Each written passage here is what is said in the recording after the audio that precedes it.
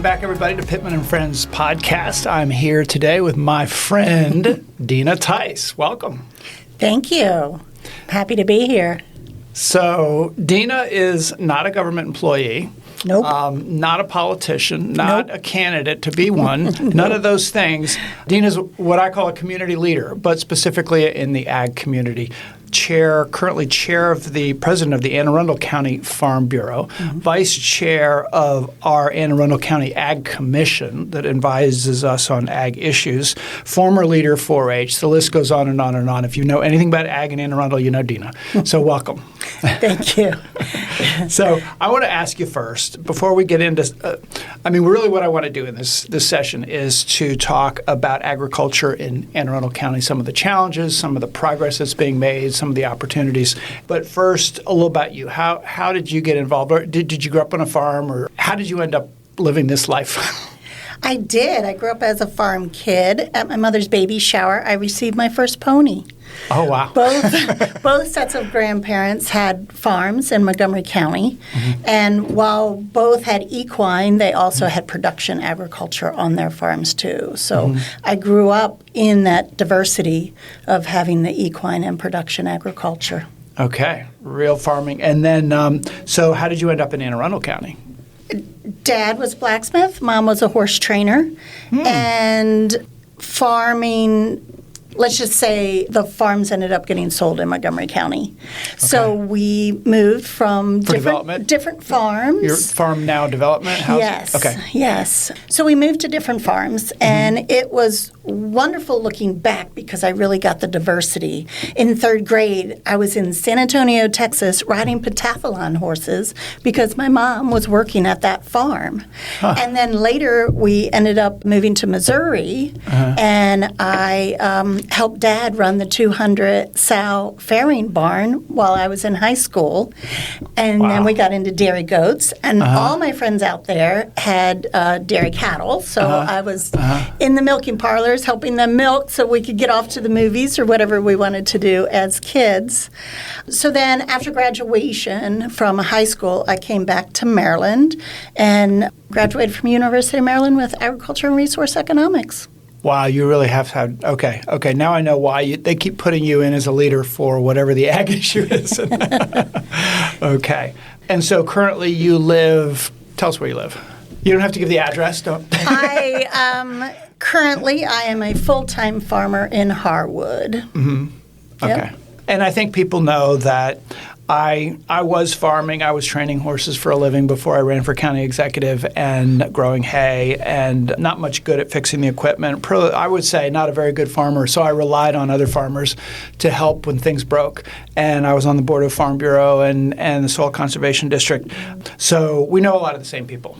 Yes, we do. So when I became county executive, I had to step away from the board of Anne Arundel Farm Bureau. And there was an ag commission, and we made a decision that we wanted to reconstitute it so that it was all farmers. Before it was farmers, restaurant owners, real estate people, sort of a variety, made it all farmers. And I think that's when you came on. Did you come on at the beginning when we reconstituted things? I did come on at the beginning when we were first working on definitions and definitions for farming, definitions for ag tourism, which really kicked everything off. Yeah. Okay. And I know that one of the reasons why you've been valuable as an ag leader is that you have done livestock production. You've done a lot of different kinds of farming. You have background ag education as well. But you've actually made, I would say, the reason why you're commercially viable is the equine side of it. Is that true? That is true. So you tell us what you run in terms of a equine operation. So in 2001, I left the farm supply industry and rented 5 stalls from my in-laws who also have their farm in Harwood. And since then, we have grown to 3 farms and 100 horses, and we teach about 150 lessons a week on those farms and care and manage the equine. Wow. And I always say equine is really the stepping stone into agriculture. You know, most kids don't grow up on a farm, but there's a lot of kids that came and grew up on my farm and then went to school for agriculture and now are working in the industry. That's interesting. I've noticed that kids who maybe grew up in a suburban community or in the city, they fall in love with horses, briar horses, plastic horses, whatever it is. I always say that it's not genetic. It's actually, there's this little magical ingredient that gets put into a fetus, and it's by the horse fairy maybe. And I think so. Kids are born in love with horses. It's really strange. And then they just can't get rid of that feeling. And I will say that equine is the most rapidly growing. Is it not part of agriculture in our county? It is, especially in Anne Arundel County. Yeah, we've lost farms. We've lost a lot of farms. We've lost a lot of farms that grow crops and grains and things, but added equine. Yes, that is true. And equine helps the farmers in our area stay sustainable because they've diversified and started growing hay. And that is hay to feed the horses, helping the equine business locally and helping the farmers stay sustainable as well. And I would just add, and I always used to say this, I used to be the president of the Maryland Horse Council, and this was one of my lines, was that the second best thing to a forest for the Chesapeake Bay and for filtering nutrients that go from the rain and then they go eventually into the waterways or down into the water table is a well-managed pasture. That a well-managed pasture absorbs that water, right? That's very true. I mean, the farmers are the first environmentalist. Farmers only put on the land what the land needs, and they're great stewards. And soil conservation certainly helps the farmers be good stewards as well. Let's talk about soil conservation first, because that is the place where environmental protection and cleaning our waterways and agriculture combine. And it's something that was created after the Dust Bowl, right? When so much land, because of ag practices that were not really protecting the soil, when it was dry, it blew and the Dust Bowl happened. And so all across the country, they created these soil conservation districts to protect soil, right? And we have one in Anne Arundel County. And you and your family were designated the Conservationist of the Year by the Anne Arundel Soil Conservation. So tell us why you were chosen and what you did to get that designation. It certainly was a great honor in 2018 that my husband and I received. We also don't like to see mud. We don't like to see erosion. Yeah. Farms are a big investment, so we want that investment to stay with us. We don't want that washing downstream, right? So working with soil conservation and learning the different practices that you can do to stop that erosion is very helpful for all the farmers, and certainly was helpful for us. And it was a great honor to get that distinction. It's not why we did it, right? Sure. Yeah. But it certainly was nice to be honored. And there are programs that I'm sure you participated in some of them to improve the soil conservation by, for instance, having sacrificial pads where you put down stone or something else to protect where around water and gates, right, where the horses congregate because the grass won't grow, so you do that. Or there are programs to fence out streams. It used to be, when I was younger, I remember my dad was, of course the horses need to get down to the stream, and the cattle too, need to be able to get down to the stream because that's where the water was. What do you think, we're going to put in wells and waterers around here? But now people are there's actually funding to help to get those cattle and horses and other livestock out of the stream because of all the erosion and then all the mud that ends up down in the bay. That is true. All the farmers have nutrient management plans. We test our soils to find out what they need. And on our farm, we've done the heavy traffic use areas. We've done the automatic waterers. We've done the manure storage and the composting. So there's a lot of programs out there, whether you have livestock or whether you have crops, right? Soil conservation is there to help. Yeah, and you're well aware, and so am I, that years ago, it was back when I was on the Maryland Horse Council, we got legislation to get regional composting facilities for horse manure, but also, foods from restaurants and things. Mm-hmm. And one was awarded to Anne Arundel County, and it was like a political football. It got pushed from one part of the county to the other because neighbors thought it was going to stink. We know horse manure doesn't stink, right? No. It smells great. No, because the fairy dropped in that gene on us. Right. It smells good. No, actually, but when you compost it, then the odor goes away. But it's been really difficult to get through that. But we now have Veterans Compost about to open in the southern part of the county so that manure can be shipped there for people who don't have their own on-farm way to process it, and restaurant waste as well. So really looking forward to that opening. That will be amazing. That will help a lot of farms in the area. Yeah, that's been hard. But you mentioned on the Ag Commission, the County Ag Commission, that you are the chair of the Ag Education Committee, and that's where you put a lot of your time. So tell us what you're working on. I do. Ag education was important to me growing up. I was a 4-H kid. I was a FFA kid. And I've really seen the benefits to our county when we brought back the ag education at Southern High School, and now we have it up at Cat North, and those kids are flourishing in those programs. So one thing that I've been working on for a while now, and that is if a child in our county knows that they want to be a veterinarian or knows that they want to do something in agriculture, we want a pathway so that they can get to Southern, so that they could get to the Cat North programs. I've known a girl that graduated from South River, great student, went on to school, to college, great grades. She couldn't get into vet school because she didn't have the practical experience. Where had she been allowed to go to Southern and get that practical experience at high school, then we would have another large animal veterinarian in our area, which is desperately needed, right? Bet, yeah. So that's just one example of how expanding ag education in our county could be very, very beneficial. So we have the program, and I know the program at Southern High is really great with great staff, and the students a lot of them are members of FFA, Future Farmers America, but you want to make it accessible to kids who live anywhere in the county, is that right? It would be wonderful that any of the kids in our county that would have access to that. Yeah. I mean, what would be even better than that is that we get ag education in every school, right? Right. Because what's the one thing that everyone needs? Food. Food, right? Where does food come from?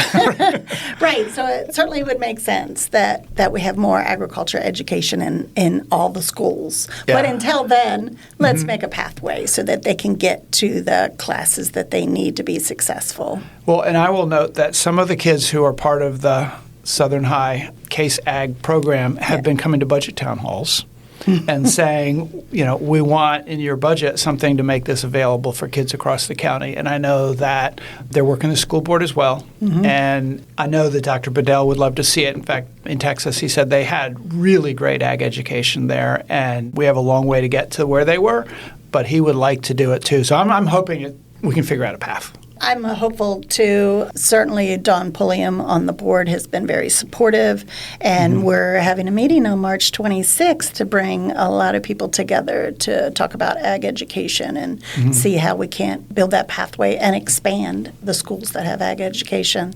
So I'm excited for that meeting. Here's a little story on my end. I went, I think it was last year, to Southern High School, and they do a career day where people from outside the school system come in and they do mock interviews with kids for whatever it is they do. So I was there as the county executive, county jobs, whatever. And I think I interviewed 3 or 4 different kids. One was in the ag program. And he told me, even though it was a mock interview, he said, you know what, I'm really bad at taking tests, and I'm generally not a great student. But I joined this ag program, and I love working on farms. And now I am fascinated by all the science about farms. And he gave such a good interview because he was so enthusiastic that I felt like anybody would hire this guy. So what if he doesn't take tests well? Yeah, that's right. Yeah. As parents, what do we want to do? We just want to find our kids' passion, right? Yeah. And once that passion's identified and you can't get them into those classes that they want, it's very frustrating. Yeah. And I've known, when I was on Farm Bureau, there was always a commitment to ag education and even raising money for some of the programs so that they could go and compete in national competitions and things. So thank you for doing that work and stepping up and continuing to advocate for it. It's my pleasure. Tell us about the Regional Ag Center, the RAC. The Regional It doesn't Ag exist, Center. so tell us what it could be. So that is really exciting for agriculture, especially agriculture in all of Southern Maryland, not just Anne Arundel County. There's so many possibilities for that. Currently, Anne Arundel County is only 2 counties that do not have an agriculture center in their county. So number one, we need it to aggregate services and to aggregate farmer supplies to meet some of those bigger contracts and things like that. We could put education in there, local farmers market. There's so many possibilities. Anne Arundel County Economic Development just did a survey where they went and talked to all the farmers to see what are the needs, what do you want. I'm sure commercial kitchen is going to be high on the list because that allows farmers to make value-added products that they can then sell. But they have to have that commercial kitchen. So there's so many different possibilities, and I'm so excited to hear the survey results. Me too, because obviously, we're not in Iowa where it's just, mile after mile after mile of farms. We are in a suburban developing area, and farming won't exist if it's not commercially viable. And so ag farmers have had to diversify, and it's everything from agritourism to, as you said, equine, to these value-added where you process some of your crops, some of what you grow, and you're able to then sell it off the farm, and you keep more of the profit rather than putting it out into the the marketplace where it gets all processed and everybody else gets their piece of the money.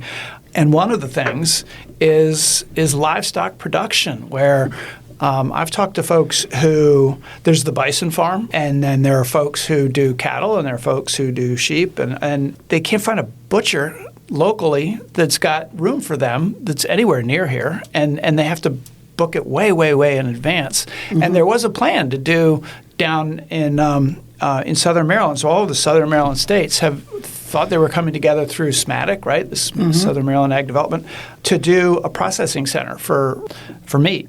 And so that is one of the needs that's been identified. Do you think that's a good thing? Do you think that would help ag farms in Anne Arundel? I do. Past history, for 10 years, my 3 sons raised livestock.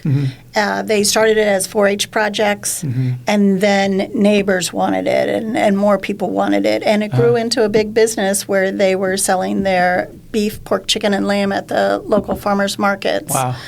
We had to drive those animals 2 hours to be processed. And then it's another 2 hours back to pick up the frozen product that you have to keep frozen to get back to the farm to be able to put it into your walk-in boxes or whatever. So that's a lot of stress on the animal. Stress on the farmers to make that happen. So something local would be wonderful. And by golly, didn't COVID show us that we need food production locally so that we would be, we can be sustainable in our local area, right? Supply chains were a mess, and that could happen for all kinds of reasons. So that kind of a USDA processing center at the Regional Ag Center is very much needed in this area. So for listeners who don't know, the site that we're looking at is what was the grain elevator. Purdue owned it, and they were going to close it down, and there were a lot of grain farmers who were concerned about that. And the state money partnership and the county acquired it and ran it for a year, and then they had trouble finding an operator, and the demand wasn't enough to meet the cost of running it. And so folks have found other ways to get their grain to market. Some have built their own silos, some have found somebody to truck it to other places, and some have gone from grain to other kinds of agriculture. So we have that site, and there was going to be a regional ag center in, was it Calvert County or St. Mary's, I believe, is where SMATIC was looking. Yeah, they had a plan and they had a design and all those things, and things didn't work out with the county. We're doing the feasibility study to see whether putting it where the grain elevator is. It's a far southern end of our county, right off of Route 4, so it would serve multi-county area. And I know that Kevin Addix, the Ag Secretary for the state, is really excited about the possibility of doing this. So fingers crossed that the feasibility study says it's feasible and we can take the next step. Yes, that would be great for the whole Southern Maryland region. Yeah. Yeah. So let's talk a little about the fair and 4-H. I know that you've been a 4-H leader. Your kids grew up in 4-H and had great experiences and turned it into a business, I guess. But for county residents, they hopefully go to the county fair at the county fairgrounds on Generals Highway and just south of Crownsville. Tell us what you do there and what the experience is like. So the Anne Arundel County Fair is a showcase of agriculture in our county. It is a 501c3 organization that is run completely by volunteers. So the yearly maintenance and That's everything incredible. of that property is all volunteers. So this year, September 16th through the 20th is when the fair will be held, and it's a wonderful event for everyone in the county to come out, see the agriculture, see the 4-H and FFA kids with their animals. Each night will be a different species animal show. And at the top of the hill, there's displays of the 4-H kids that, anything from cooking to sewing to art is there on display for everyone to see. Yeah. And then, of course, there's the carnival. Everybody loves the carnival. Saturday night of the fair is the livestock auction, and that's when the 4-H and FFA kids will sell their animals to complete their projects. And our community has been wonderful coming out and supporting the kids, and then they get great locally grown products back in their freezer. Yeah. So the auction is fun to go to. You see the kids bring their animals out, and it's a lot of fun, and we certainly have a lively auctioneer, J.D. Cox, that keeps everyone entertained and raising their hand for all the kids. Yeah. So I highly recommend. You say that everybody loves a carnival. I actually don't like standing in line to get on a Ferris wheel. I'd much rather be down at the barns checking out the cool different breeds of chickens and goats, and I've always found that my kids like that a whole lot better too. It's something you don't get anywhere else. That's right. That's right. So what's the date again? September what? It's September 16th through the 20th this year, and the Anne Arundel County Fairgrounds is in Crownsville, right on Generals Highway. Yeah, good. So everybody show up at that. Another event that you told me that you wanted to mention, the Taste of Arundel Grown. Yes, the Taste of Arundel Grown will be August 5th this year, and that's a wonderful dinner event that brings local farmer products and a local chef together for a wonderful meal. Even local breweries and wineries, right? Yes, breweries, wineries, everything is there to showcase local agriculture. Yeah, and that's organized by Anne Arundel Economic Development Corporation. Shelley Garrett is the staff who oversees the ag part of economic development. Yes, that's correct. She's our ag specialist. Certainly is a great advocate and friend for the farmers. Yes. She was at Soil Conservation, and I was on the board, and I was so impressed with her that we, when we had that position open, we stole her. And she's done a great job. So what else? So as the Ag Commission, we've done some legislation together. The most recent bill was what we call Right to Farm. Tell us what that was about. So the Right to Farm bill is just a notification that if someone purchases a property near a farm at settlement, they will get a notification that they are buying next to a farm, and they should expect some sounds, smells, and other things that come along with farms. So that way they know who their neighbors are going to be from the very beginning. And when the bull happens to get out and come running. That's right. That happened to us once. The bull got out and the neighbors, and it's hard to catch a bull. Yes, it is. Yes, it is. I've been there as well. Yeah. Talk about deer and crop damage, because when I was on the Board of Farm Bureau, I remember it was the number one issue, and I've experienced it myself. We planted alfalfa to grow hay for the horses, and alfalfa's great because you can get 3, sometimes 4 cuttings, and the deer ate it all up. I mean, we would count 20 deer out there in that one field at the same time, just destroying the alfalfa crop. And I know they do it to all kinds of crops. So any thoughts on that, on how to solve that problem? by golly, have we had conversation after conversation about the deer, right, and trying to solve the problem. But it's really due to the development, and the deer are getting pushed into smaller and smaller areas, and there's more and more deer, so they really are becoming a nuisance to the farmers, and some farmers have given up farming certain property because the deer eat all their crops, so they can't stay sustainable in that area.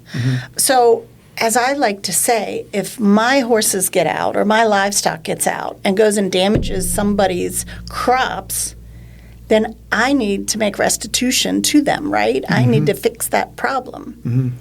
Well, I believe DNR own the deer, and they are not allowing us to be able to, limit the herd so that the crop damage is not so bad.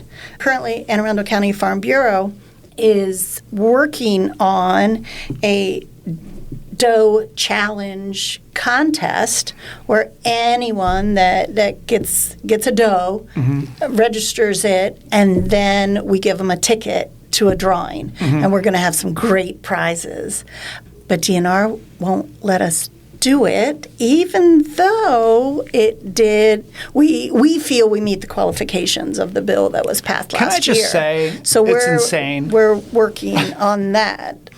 Right. I just don't understand why we can't take their animals off of our property. That's basically what farmers want, is they want the DNR's deer to be off their property. And so farmers can get the crop damage permit that allows them to have unlimited hunting, right? But farmers don't have time to spend all their time hunting. They don't have time. They don't have time. And there's a lot of qualifications to that, and steps to that.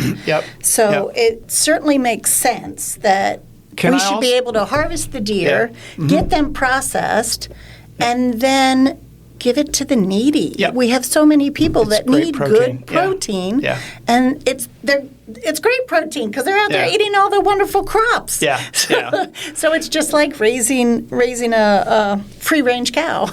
So, and it's not like things haven't been done. We actually, James Kitchen in my office earlier in one of our first years did an assessment of all the counties in the region and what everybody does, because they've all got this, especially the suburban counties have this problem. So we have the managed hunts on county-owned land, and we have, and those, they do, and we have the hunting season, of course, which people hunt, but the production, the yield, the harvest of deer is down. And so when COVID came, remember, and the supply, it was hard to get meat, and the supply chains were broken, we created a program. We took some of our federal COVID money and paid hunters $50 per doe. It's the doe that reproduced, and for their time and their effort to bring it then to the processor. And we paid the processor, and then all of the meat went to our food bank, and we distributed it through food distribution systems, and it was very popular. And we were told by the DNR folks that it was illegal. So we went to the General Assembly, and we said to pass legislation to allow this to happen. And a combination of some hunters who didn't want the population to go so far down. They wanted it to be easier to hunt, which to me is insane. You can sit on your front porch and just shoot all day.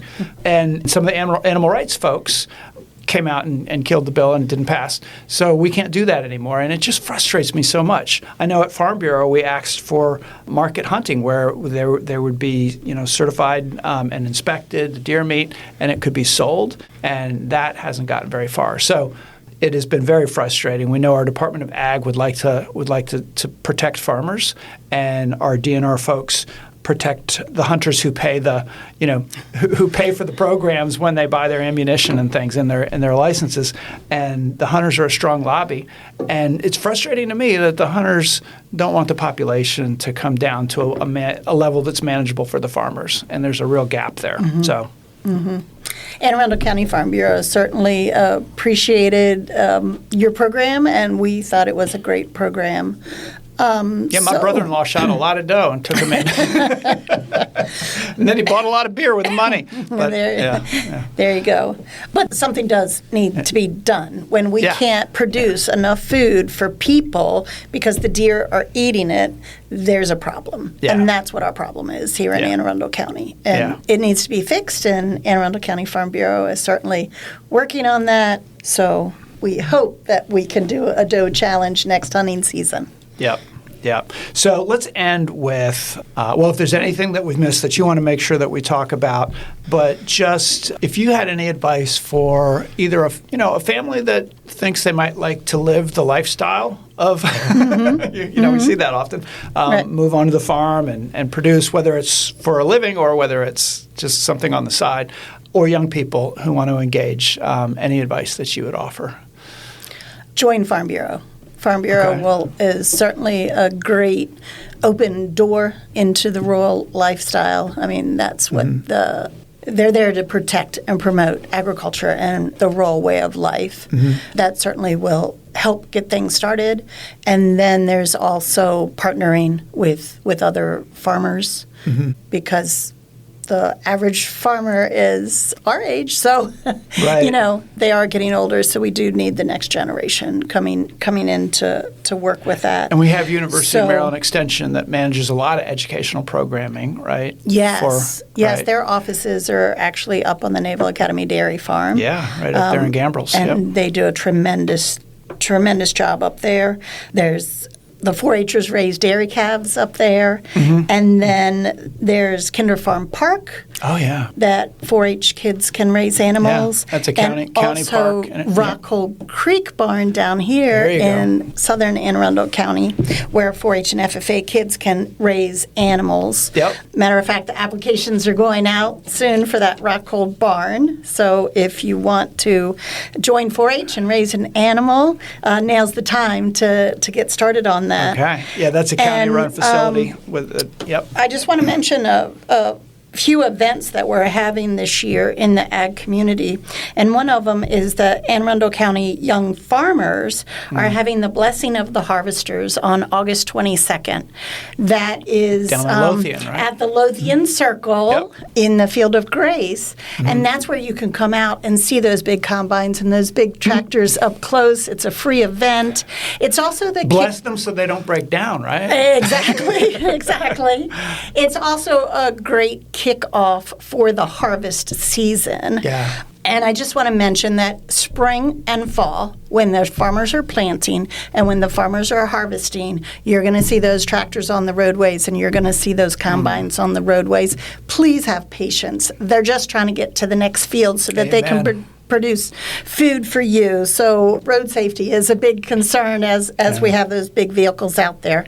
So August 22nd, please put that on your calendar. And then March 28th, also in Lothian, just past the Field of Grace, is going to be our Anne Arundel County Farm Bureau Young Farmers Auction. So that's where you can come and buy farm equipment and all kinds of things. If you are getting started in the farming business or want to get started, by golly, you can meet every farmer. That is such a hoot. It always rains. It always rains. Yep. Wear your raincoats. But it's real auctioneer. They're up on a trailer. They go for, and they have all the stuff laid out. So you go out in this field, and there's everything from 200-year-old junk to some stuff that, I mean, a lot of it works generally, but from big tractors down to, I remember them auctioning a combine there once, but down to little stuff that you can use in your garden, and it's just a whole lot of fun, and you can get a hot dog and some hot chocolate. And what's the date of that one again? The date of the Young Farmer Auction is March 28th. March 28th. And it's right on 408 there in Lothian. You won't be able to miss it. And to get information, do they go to just Google Anne Arundel County Young Farmers Auction? That'll probably get them there, won't it? Yeah, so Maryland Farm Bureau website has the information on it for that and all the other events. Okay. And please join us if you like Anne Arundel County Farm Bureau. If you like seeing Anne Arundel County rural areas, join Farm Bureau. We need everyone's support. Yeah. It's a membership organization. And it's a friendly group of people too. They're a great group. Yeah. Yep. All right. Well, thank you, Deana. And because we do it this way, you get the last word. And tell us what you got to say. You are listening to the Pittman and Friends podcast. If you like what you hear, please hit the subscribe button, share with a friend, and join us for the next podcast. Thank you, and keep on farming. Thank you. I will.